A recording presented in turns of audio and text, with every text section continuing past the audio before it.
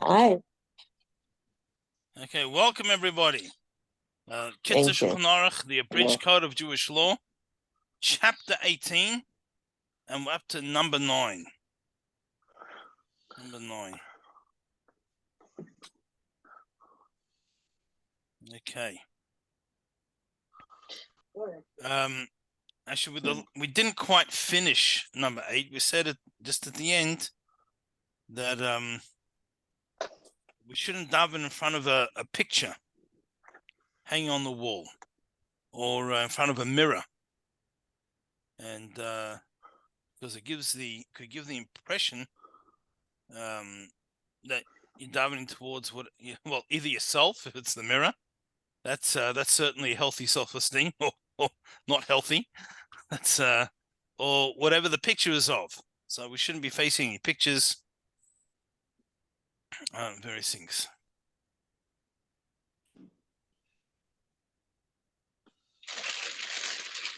Okay. All right. Number 9. So lo yegayik lo yafayik. A person shouldn't burp or yawn when they're doing Shemona Esrei. You wouldn't do that in front of a king. But if a person has to, sometimes it happens. A person can't help himself. They should put their hand over the mouth. That the opening of the mouth shouldn't be visible. And likewise, a person shouldn't spit in the middle of the Shemona Esrei.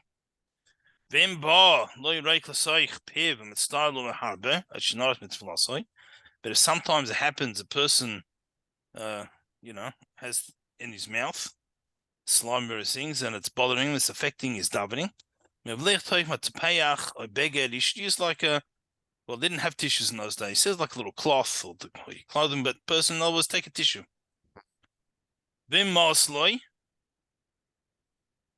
And if it's going to be very disgusting for him, doesn't have a tissue, so like a wipe on his sleeve is going to be terrible. The smaller he should turn towards his left as far as he can and spit behind him. And if you can't do that, because you're in shul and there's a guy behind you and you won't appreciate it, right? If you spit on him. So Yarak the smaller, just to his left. V'imshal the smaller, and you can't do that either because there's someone standing on your left or for whatever reason. Yarak leminoi, then towards your right. All right. Now, vim kina akatstoi. Now, if there's an insect stinging him, right? It's not about a lice, but any insect. There's a mosquito on the person, and it's biting them. It's uncomfortable. So yishamish v'gadav l'siroi. You can adjust your clothing to remove it.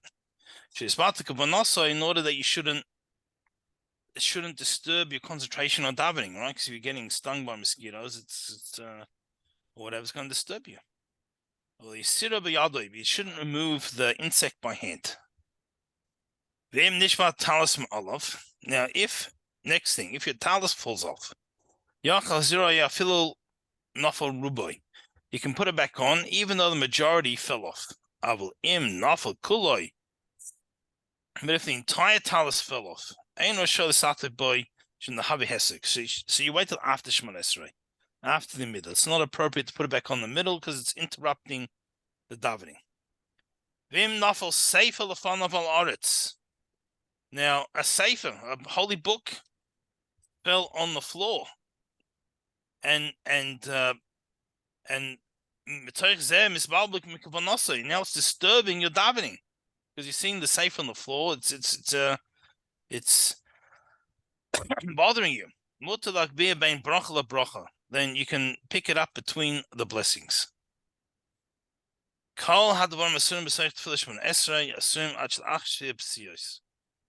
And all the things you're not allowed to do during the Shemona Esrei means including the little extra paragraph at the end until you take the 3 steps back. All right. Yud, number 10. Sarach Lamed B'fanov L'tzad Eretz Yisrael. A person should be standing facing Eretz Yisrael. When we say the Amid of the Shemona Esrei, we face towards the land of Israel. If you happen to be in Israel, if you're lucky enough, then you face towards Yerushalayim. And if you're in Yerushalayim, then you face towards the Temple Mount. And if you're on the Temple Mount, then you face towards where the Beis HaMikdash is or was, will be, Mitzvah Shem. Maybe this afternoon would be nice. All right, so, but for us, where we are usually, we face towards Eretz Yisrael. Why do we do that? Shema says, says, and they should pray to you toward their land. And that's it's a verse in Kings. I think maybe you're getting close to there. So that's what we do. We kaven gam keneged Yerushalayim, keneged Mikdash, and we have the intention that we're davening towards Yerushalayim and the Beis HaMikdash, keneged Beis Kodesh Kadoshim, and towards the Holy of the Holies. And therefore, in our countries, which means Eastern Europe, that we're on the west of Eretz Yisrael, so we have to face towards the east. And it just says in the bracket, not straight, not due east, but slightly southeast. And if someone lives to the north of Eretz Yisrael, name the Dharm, they have to face south. And if they live in the east of Eretz Yisrael, name the Marav, they have to face the west. So in Australia, you face northwest to get to face towards Israel. Just in case you happen to be there. Go on vacation, planning vacation to Australia? No? Okay. And if you live in the north, B'nai the south and you face the... Sorry, if you live in the south, B'nai the south and you face the north. So it comes out that all Jews in the world are directing their prayers to the one place. The Hainu neged Yerushalayim Beis HaKodesh Kadoshim, and this is Jerusalem and the Holy of Holies in Jerusalem, Shesham Shari Shemayim, that is, so to speak, the gate to heaven. All the prayers ascend from that place. And therefore, Nikra Beis HaMikdash Talpios. The Beis HaMikdash is called Talpios. What does that mean? K'mosh Kosov, like in the verse, K'migdal David, Tzavarech Bonoi Talpios. So it says, your neck is like the tower of David, built magnificently. Right, it's in Shir Shirim, in the Song of Songs. Tel Shkol Pios Poinim Olav. It's the hill on which all the mouths turn. Right, this is what Tel Pios means. The hill of the mouths.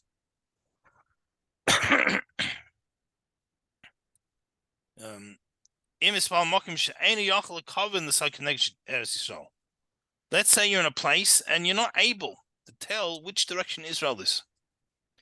You don't know. It's cloudy. You can't tell the sun. Well, you don't even know which way Israel, which direction. You don't know where you are.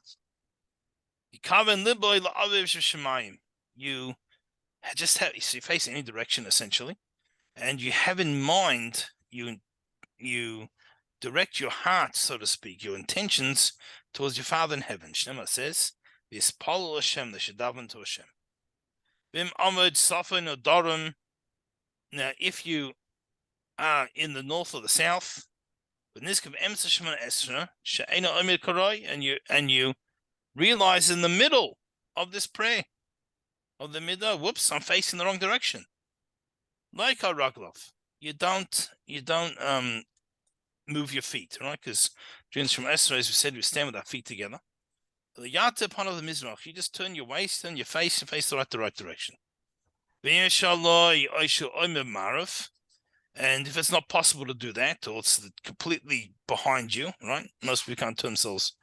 Yigmak Tfilosekach is finish davening like that.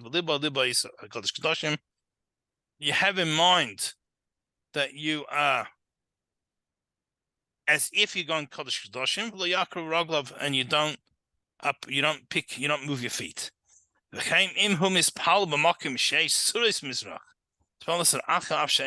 Likewise, if you're the way you meant to daven, there's idols there. Well, there's pictures on the wall, right? So you face a different direction, even though it's not the right direction. And doesn't say here, but we have in commentaries in the Talmud, we're talking about, at the end of the day, since the world is round, that if you face the wrong direction, it'll get where you're going. You'll just go the long way. Right? So it used to be for many, many years, right? When the Greeks first encountered the Jewish people and they had exchange of ideas, the whole world used to laugh at the silly Jews who think the world is round. When the rest of the world said, we know for a scientific fact the world is flat. Right? Proof is, we've done the most advanced scientific test. If it was round, we'd fall off. Right? I think we've discussed this before, as much as we laugh at that being an advanced scientific test, I'm sure in 500 years from now, they'll be laughing at many of our scientific tests. So anyway, science is slowly catching up with Torah. They know the world is round, Baruch Hashem. Okay, Yud Aleph, number 11. Tzarech lichroi l'shtachavos arba pam shemon esrei. In this Shmonos Amida prayer, there's 4 times that we bow, but it's not just bow. It means a bending of the knees and the back. It's like a full bow. Okay, I'll rephrase that. It's not a full bow where we go down onto the ground. I don't mean like that, but we'll see what we do. But it's not just the normal swaying. It's an actual bow.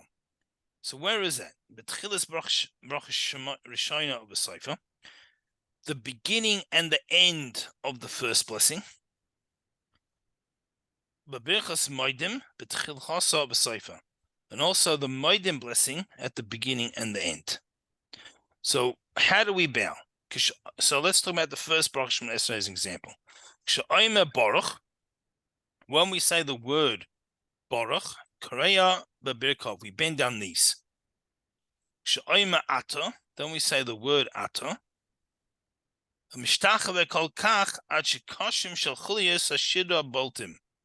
So we bow until the vertebrae of the spine protrude, if you're very skinny. V'gam roisha yachov, and also you bow your head. The koidim shomer esashem, and then before we say God's name, zoikei penachas, we stand up. We stand straight. So sort of like we Baruch at Hashem. That wasn't really a good diagram, but that's what we do. Stand up. That's it. V'chein, likewise, b'moedim, in the moedim prayer. What do you do in the moedim prayer? Kaira mishtachave, we do the same thing. We bend our knees, we bend our back. The koidim she'omer es Hashem, before we say Hashem's name, so that's not the third word. Like the other 3 times is Baruch Atah Hashem. Here, the Hashem's name's another 2 words in. So, but anyway, when we get right before we get the Hashem's name, so okay, if we stand up. Now, lo yishtachve yosem adai. Person shouldn't bow down more than too low. Ad sheyeh piv keneged achagod, till his mouth becomes waist level. That's too much. Because this is like being overboard, like you're making a big deal out of yourself. It's like grandstanding. Now, if someone's a little bit older, or he's not so well, or he's got bad knees, it's going to hurt a little bit. He just bows his head a little bit, and that's good enough.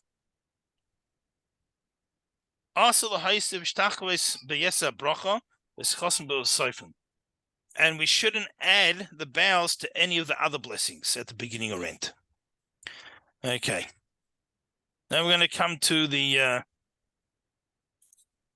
well, we're talking about sort of bowing at the end. So Yud Beis, number 12. After we finish Shemona Esrei, so after these blessings, there's another paragraph that's added on that we daven that we should be able to speak properly in various things. Now, at the very end, we say Oisa Shalom Moimov, right? We say this is so V'koidim Oisa Shalom. Before we do that,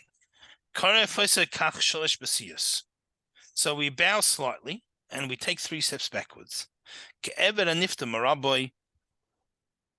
Just like a servant is going away from his master.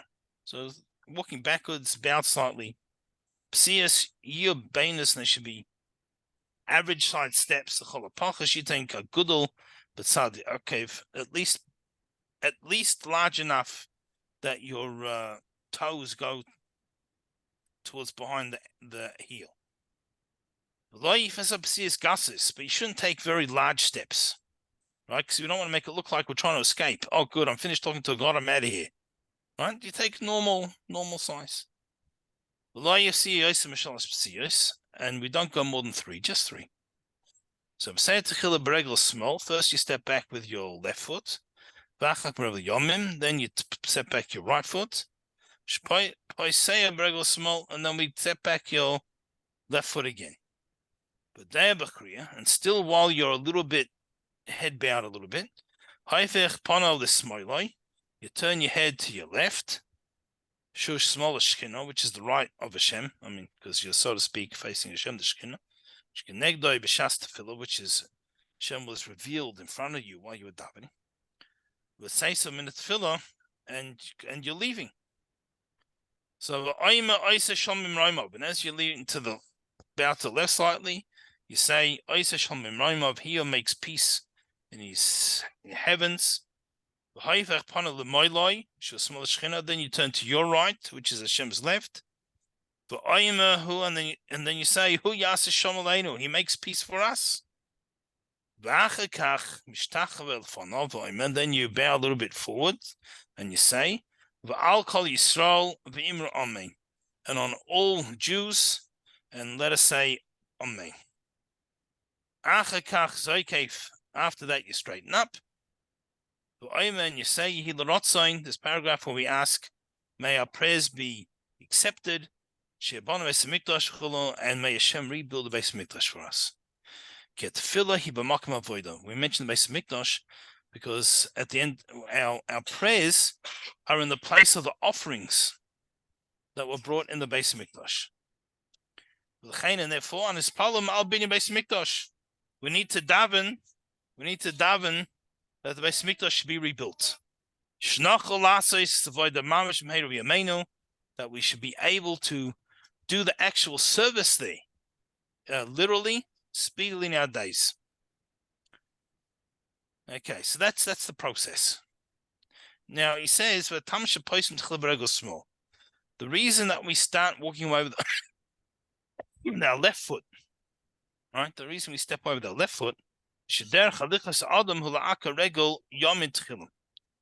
because normally, if you're right-handed, when you start to walk, you take the first step with your right foot. So here what we do is we step away first with our left foot, the opposite of what's natural, to show that it's difficult for us to leave. We're not in a rush. We're not excited to leave. So we go and not the regular way. And therefore someone who's left-handed, or left-footed in this case, but left-handed, so he steps back with his right foot first, or her right foot. All right, so you go back with like that. Okay. So, can I ask you a question, please? Please. Yeah. You know, when you're in a synagogue, it's definitely no way to make any steps back because it's actually rows, all kind of seats, and people are sitting on the left and right. What is the process in that situation? I mean, most synagogues they do. Sometimes they have the chairs like go up, for the standing prayer. Sometimes they have that. So and No, but you cannot step back 3 steps because it's the seats that are right yeah, behind I you. mean In usually our on synagogue, we don't have the seats that are coming, up no, and down. They're just permanent. I don't know. If you go a little bit sideways, maybe in your seat place, I don't know, whatever the best you can do. Okay, okay, okay. I mean, if you Thank really you. can't, you can't. You're stuck. You don't need you don't want to climb on people Yeah, that's or for step sure. back onto the furniture. It's That's for sure. Yeah. Okay, thank you. it's but most shuls many shuls are designed that way. Like if Robert Smith's his events are often in the shul in Bell Harbor. I don't know if you've ever been there, but they have, for example, the seats. They move up, so that like this when you sit, and then they move up. A lot of shuls have that if they don't have the space to space it out a bit more.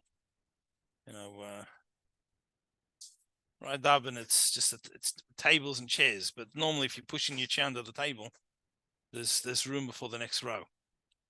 It's but lucky you're in a shul that's so Rabbi, I packed. think what Anna is meaning is, does it make any difference how big the steps are? No, it can be small. So we said at least that the toe goes to the heel of the other foot. So 6 inches would be acceptable. Well, it depends on the size of your foot, but Well, yeah, okay. Thank you. yeah, You see, in our synagogue, the seats are like in a theater, like in a movie theater. They don't move, and it's don't just move. Yeah, one row after another. It's a humongous temple. But, one thing that is really helpful, and I saw it many times, it's a projector that puts all of the prayers right by the bima on the wall, which makes it really, really interesting, and everybody can follow it, I think it makes it very majestical, very beautiful. okay. Okay, thank you. Thank you. That sounds beautiful, Anna. Beautiful. All right, It is, 13. it's beautiful building. All right, b'makim shekol psiyos. Now, the place where your 3 steps end.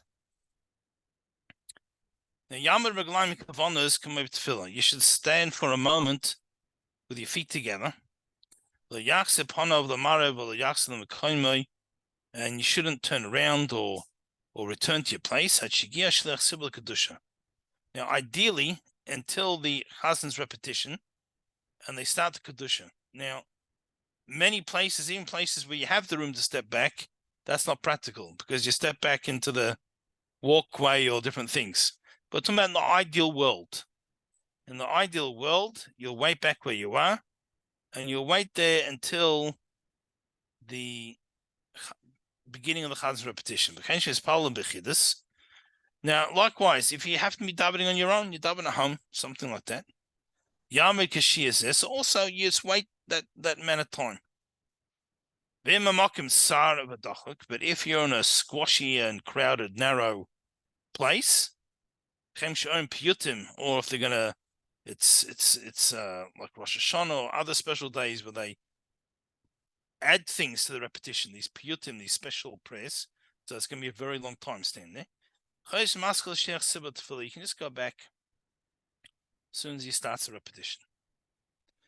So in the Shemona Esrei, it's very much, it's, as we said before, previous weeks, it's a whisper that only you can hear. This is like the private, the most private conversations with Hashem, and it's not for anyone else. It's like in Shir Shirim, it's King Solomon. He compares the relationship of the Jews to Hashem like the two young lovers, and that's the passion we should have to be connected to Hashem, and so the Shemona Esrei is like the private whispers between these two young lovers. It's not for anyone else to hear, and that's how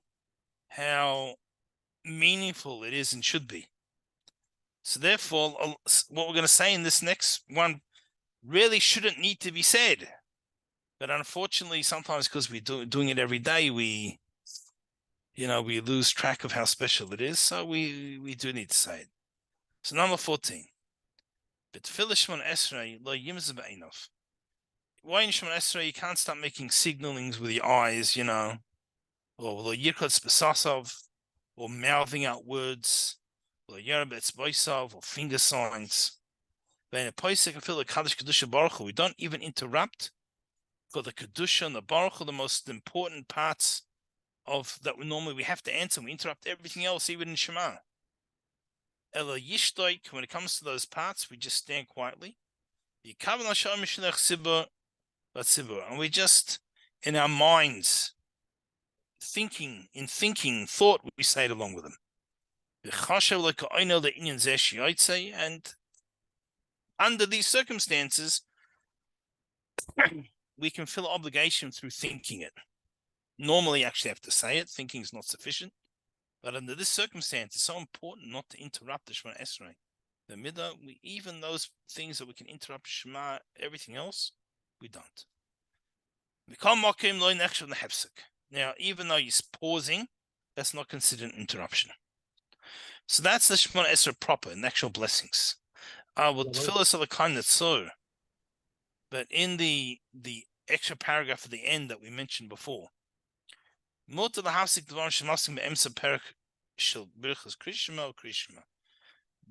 we can interrupt this, whatever we could interrupt Shema or in the brachas of Shema.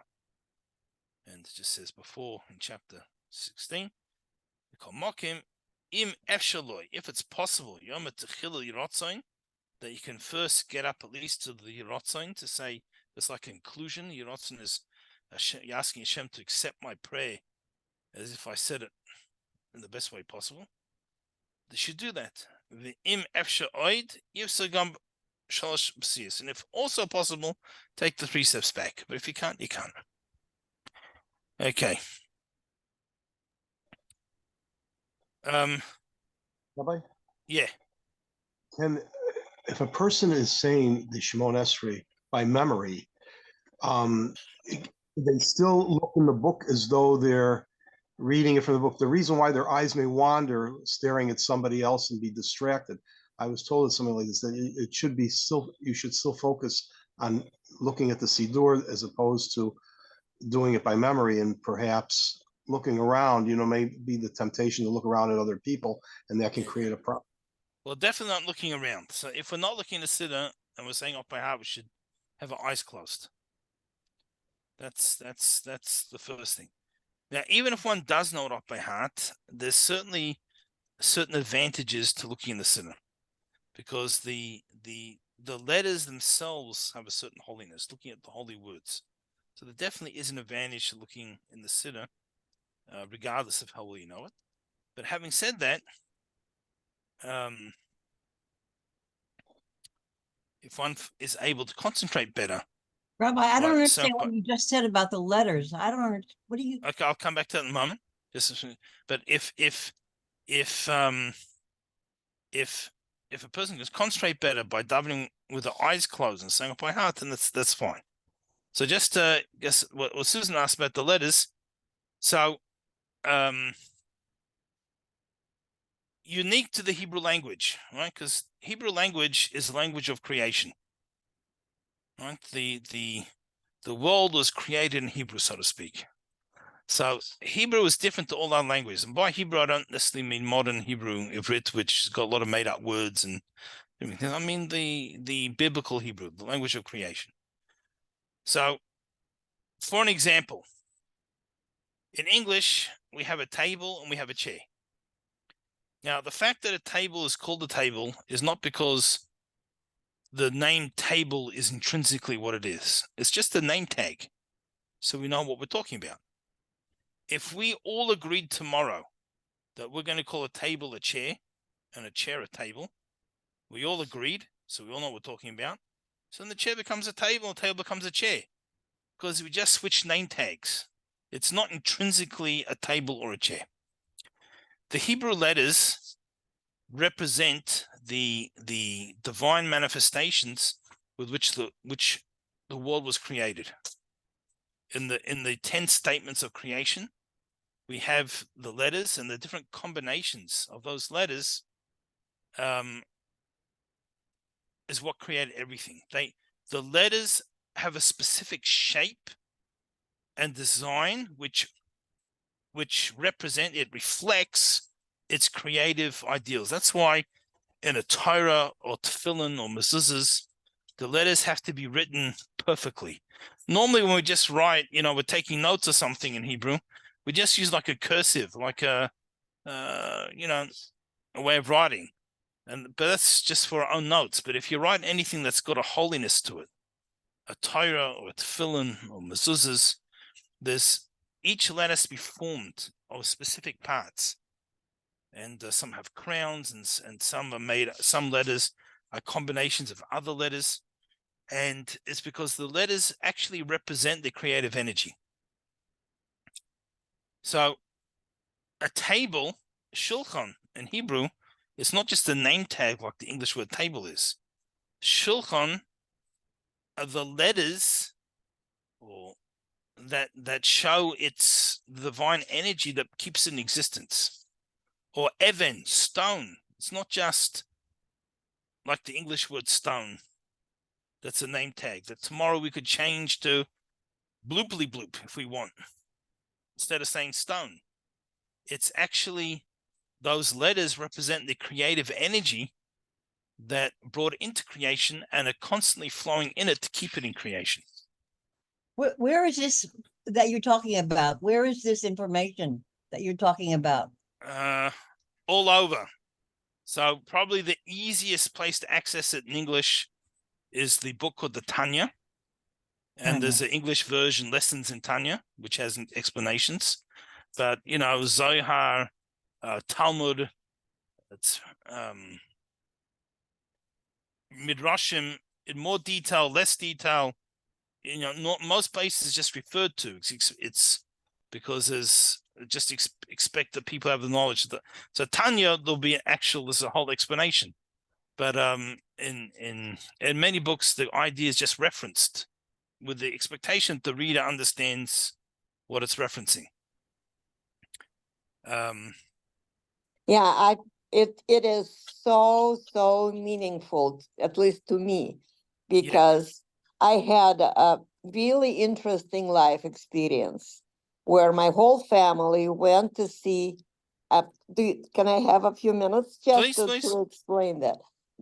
We went to see Rabbi Manis Friedman in his house in Minneapolis, because we all 7 of us at that time had completely incurable cold. We had a cold like for a couple of months, and then we could not get rid of it. Everybody, little kids and us and our children, were all at once sick. We went to Rabbi Manis Friedman, and he did an absolutely amazing experiment.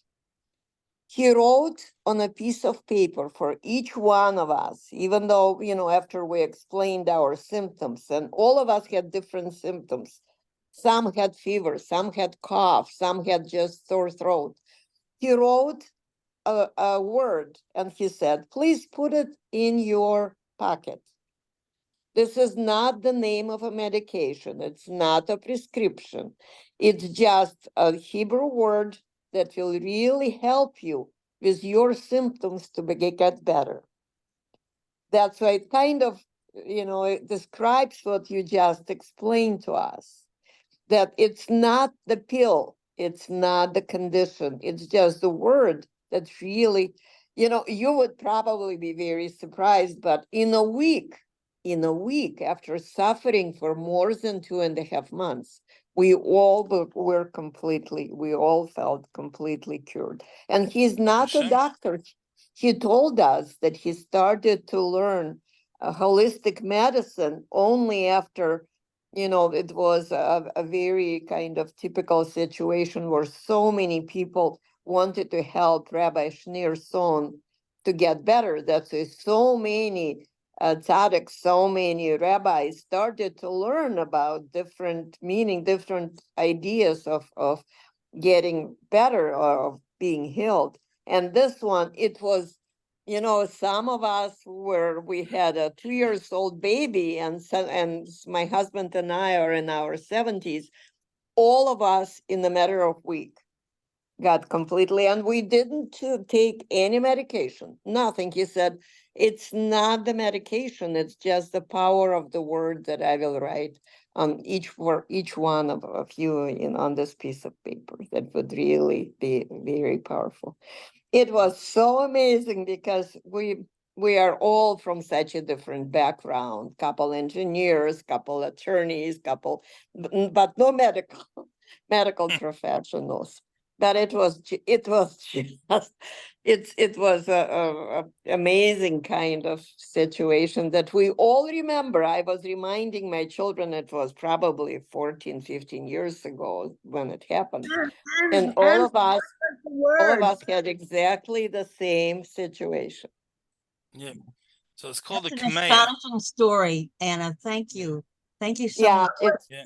I would strongly suggest, if you have any possibility to see on YouTube or in any other places, it's Rabbi Manos Friedman, who is actually, it's as a matter of fact, it was so interesting. In Miami, in Hollandale, they had a Hanukkah concert, and one of the Rabbi Friedman's brother came from Israel, and he is a really famous singer. His name is Fried. For some reason, he abbreviated his last name. That's why Stage he's a name, rabbi that's right. too. And yeah, and he is amazing singer.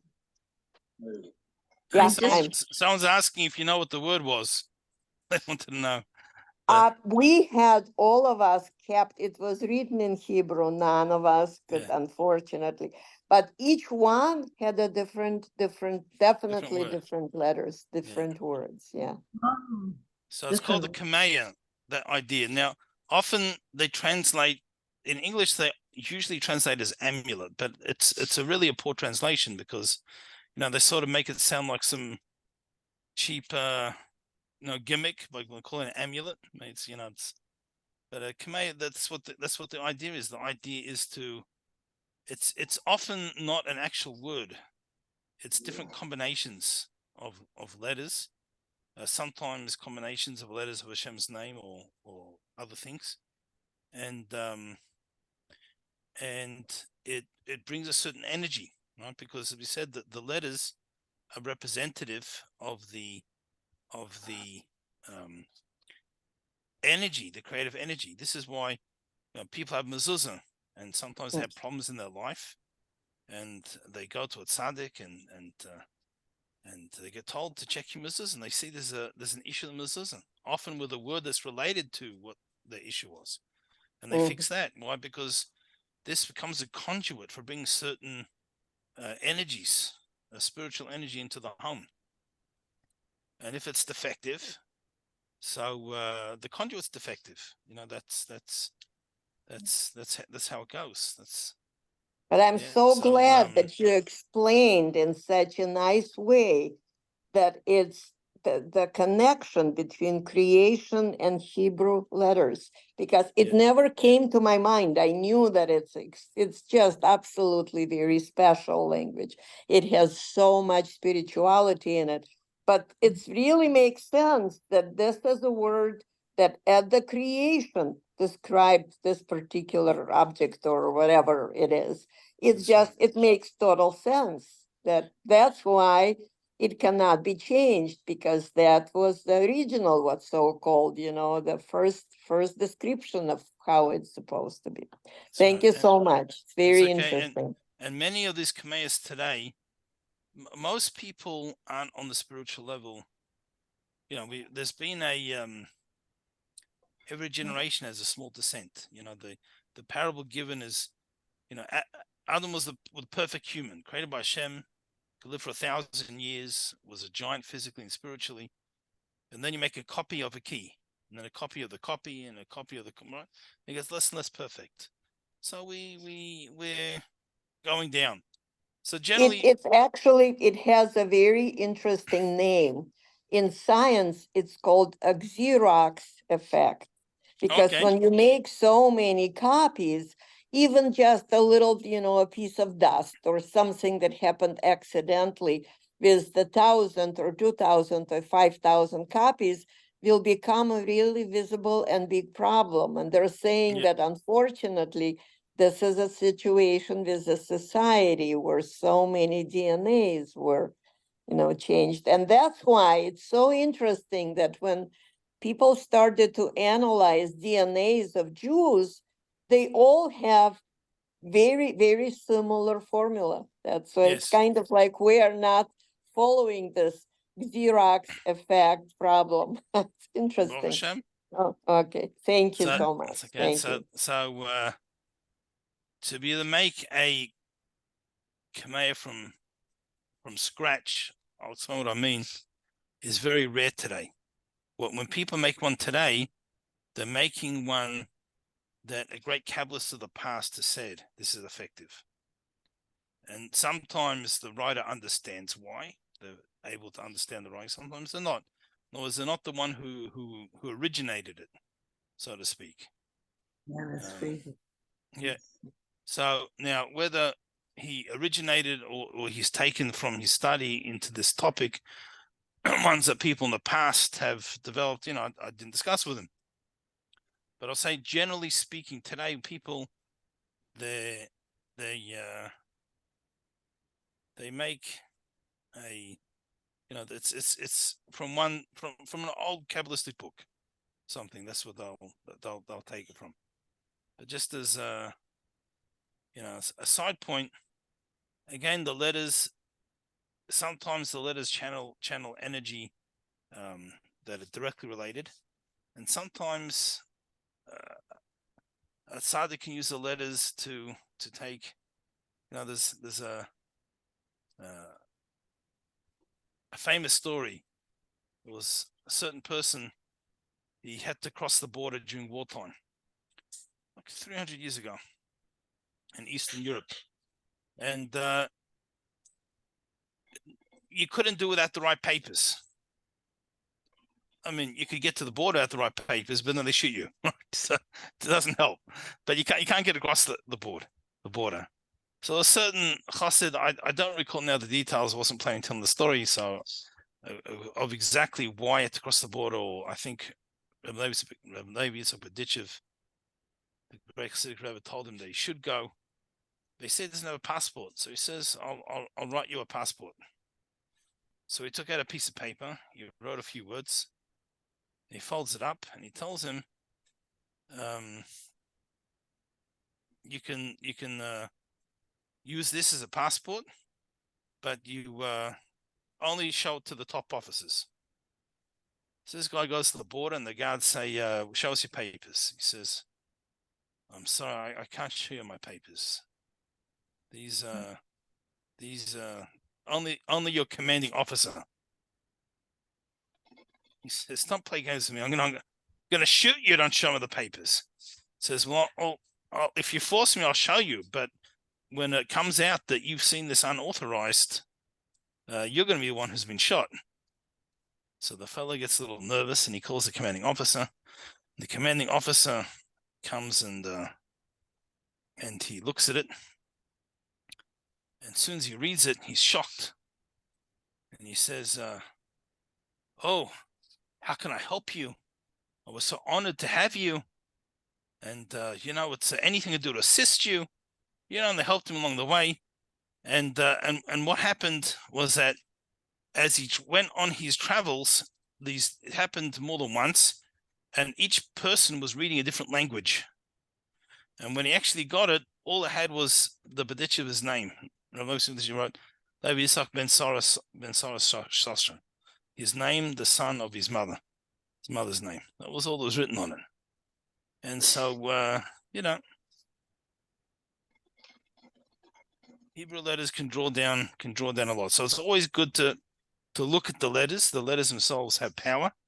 But at the end of the day, davening is about connecting. So if many people can shut out the world around them better to connect when the eyes are closed. Obviously, if not by heart to do that. But, so we're going to put it up to the individual. The Arizal, the great Kabbalist of Shvat, during the weekdays, I wasn't there in the 1400s, 1500, but so it's been recorded. During the weekdays, he used to daven Shema Esrei with his eyes closed.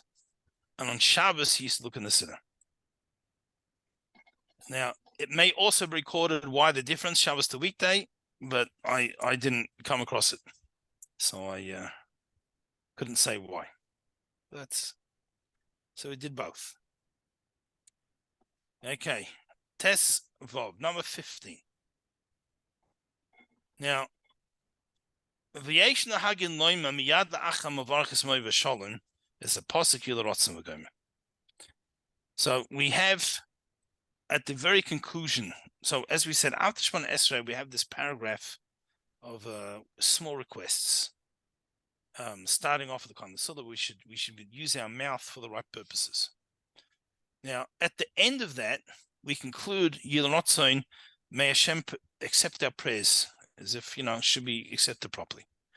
Many people, as he mentions here, say we have the custom. And it's also the custom in Chabad. It's not a universal custom, but I would say it's. I'm going to make up, say, 80% of Jews to say it another time at the beginning of this paragraph. So you end up saying this Yilarotzon at the beginning and the end of this paragraph.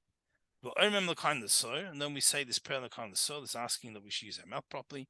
But Pam Shein is Yilarotzon, we're going, and then at the end we say Yilarotzon. We ask Hashem should accept our prayers. We say it a second time. And this is the appropriate way to do it. So it's not obligation, this is appropriate.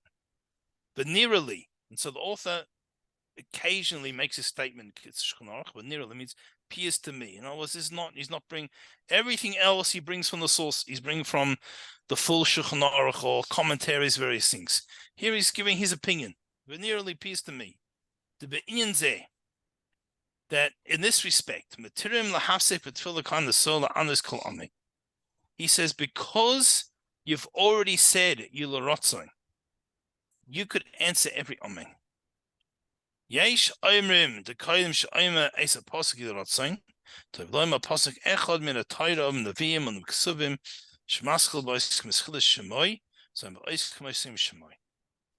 Now, I've mixed up two things here, or I've squashed two things together. I didn't finish first one.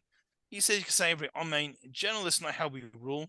We just say the Amens you can answer during Shema. But if someone said an extra Amen, he has to rely on. He adds another point over here. Before you say the second Yilarotzon, you should add in a verse from Tanakh, a verse from the Hebrew Bible, that the verse starts with the first letter of your name and concludes with the last letter of your name. That's the things I say at the end of your Hebrew name. Yeah. So your Hebrew name, correct. So many Siddurim, the Chabad Siddurim, the Art Scroll Siddurim, they'll have it in the back usually. Yes. It'll be in the back, and there'll be a list of verses. That's got to start, and it'll be in alphabetical order, right? So you'll have all the verses start with an aleph, and then in order of how they end, and so on and so forth. And right. we say this name. So you say this verse. So it's an important thing to do. I told you, I never told you about that, but that's what I. Okay, but near Ali, and he said, appears to me, those who say the Rotzon 2 times, you say it before the second time. which is what we do generally.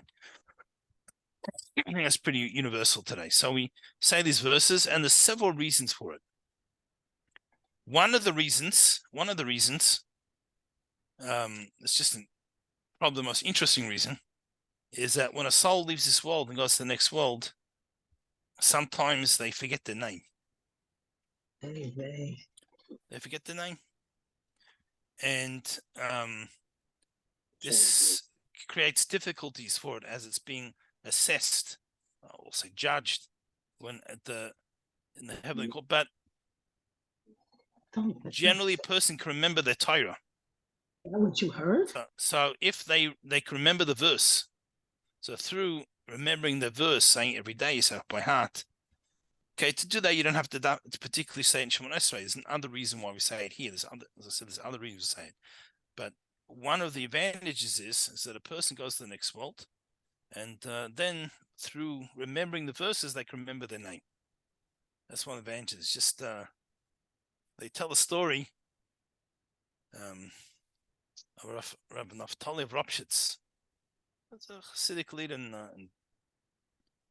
well, I mean, it was then Poland, but I guess the town sounds like Ropshitz is probably not Poland today.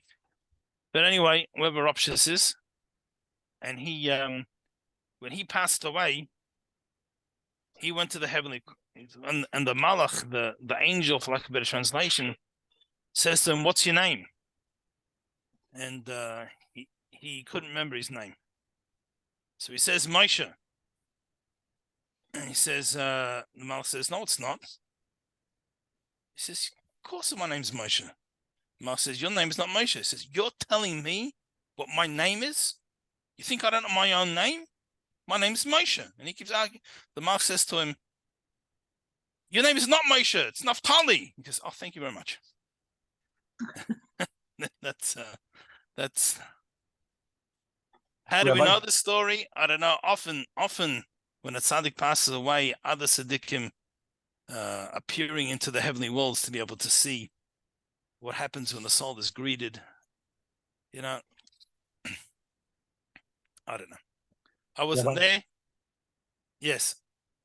I heard another version of this, but when we go to Olam Haba or Shemayim, and we're asked what our name is. If we don't know it, they send you down to Gehinnom.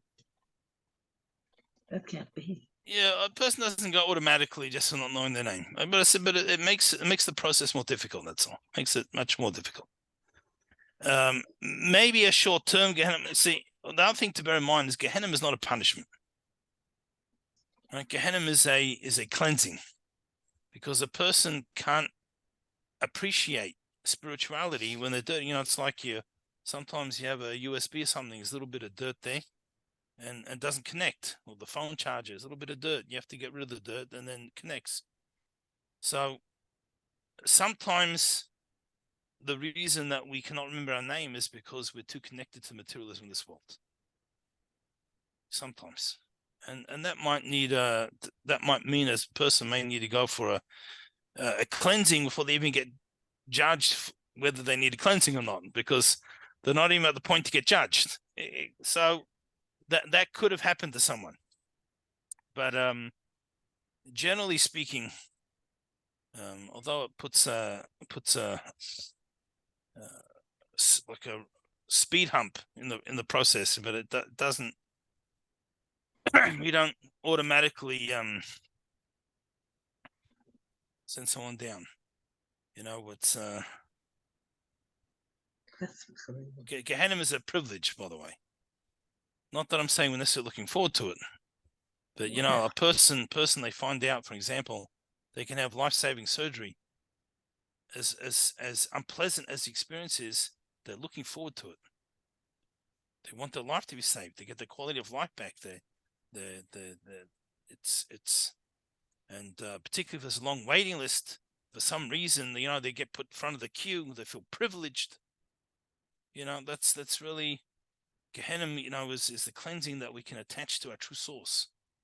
So people don't volunteer for surgery just for fun, and no one particularly wants to have it. But if necessary, it's a wonderful thing. And so that's the same with Gehenim. No one's looking for the unpleasant experience. But at the end of the day, if a person needs it, there was a certain chassid, he passed away, and he comes in, it was like a few days, I don't recall exactly how many, less than a week, 2-3 days, until the yard site of the Alter Rebbe, the author of the Tanya. And so apparently there is you can get super Gehenim, right? You get like the quality of it is so intense, it's much shorter. So he runs up and he says, look, I want to be able to attend the yard site celebration in heaven of the author of the Tanya. So I want the worst Gehenim possible to get me clean in 3 days, whatever it happens to be. So I don't recall which Rebbe, I think it was maybe the Rebbe Rash, one of that he saw this in heaven. He said, and needless to say, this person didn't need Gehenim at all. Because generally speaking, a person already, that's their first request. They weren't so materialistic, So that's what happened. All right, 16.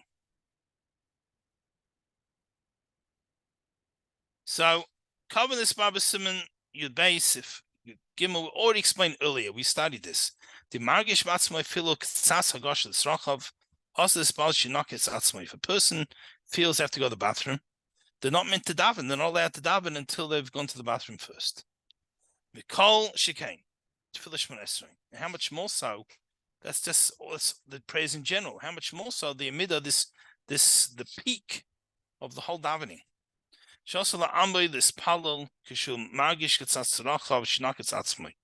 The person shouldn't start davening, feels like he has to go to the bathroom. You should go first and then go.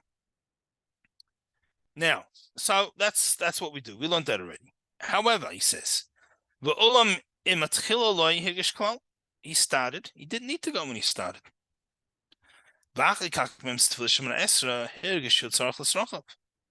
And in the middle, now all of a sudden he's got to go. This is whether he solid or liquid. Once he started already, he should try and wait till afterwards, even if it's difficult. He hold himself as much as he can.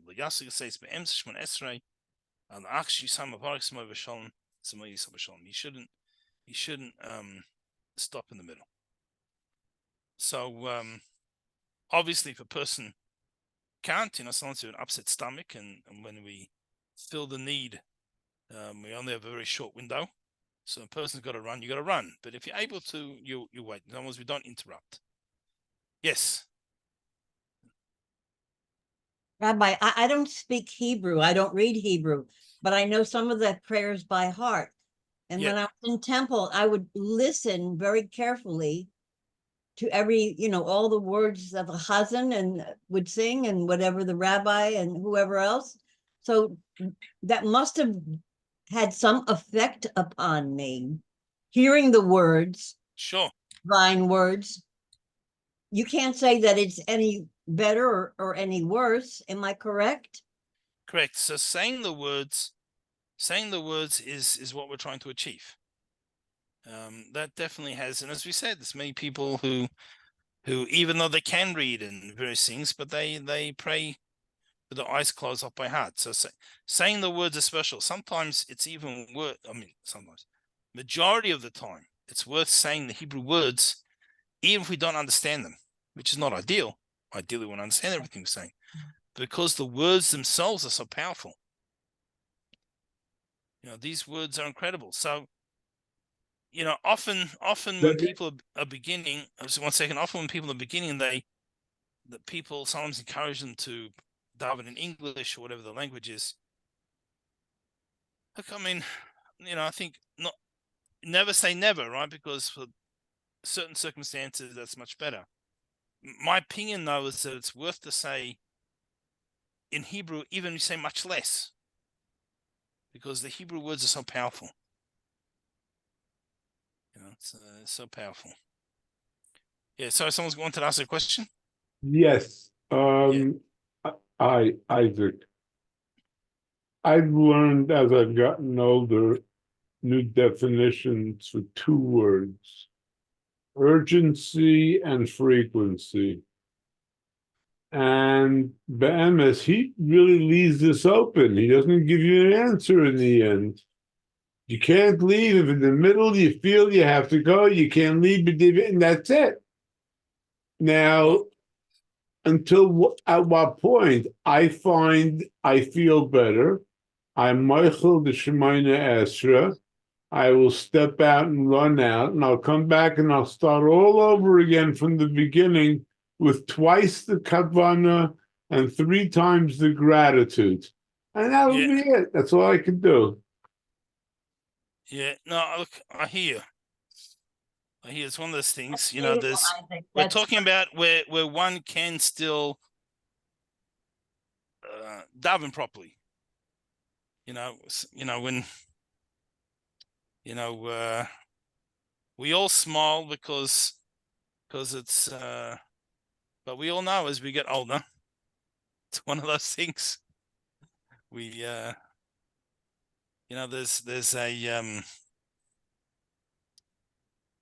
there's one of my mechatonim. Mechutin is someone that your children married each other. So one of my son-in-law's father. He told me an interesting thing that it says that if someone needs to go to the bathroom, but they can't. So it gave 2 options. You can walk 20 steps or whatever it was and come back, or 10 and back. So he says it's the same 20. What's the difference? So he says he found out when he got older, what it means is that as you get older, you can only go 10 away from the bathroom. You can't be further away. So just go 10 and back and not 20. And that's whether that was the original intention and the writing of that could be, but that's his take on it. That's anyway, wish everyone a wonderful week full of good health. Thank you. And Thank you. The same to you. Thank you. a good Shabbos, even though it's a Sunday. And we'll see everyone. Not next week. Is next week the break? Yeah. This is the last week. All right. So we'll see everyone in 3 weeks, God willing. All right. Okay. Stay All safe. right. Thank you, care. Rabbi. Thank you so Thank you, much. Rabbi. Thank You're you. welcome. Bye. Bye bye. Thank you, Debbie. Thank you, Rabbi.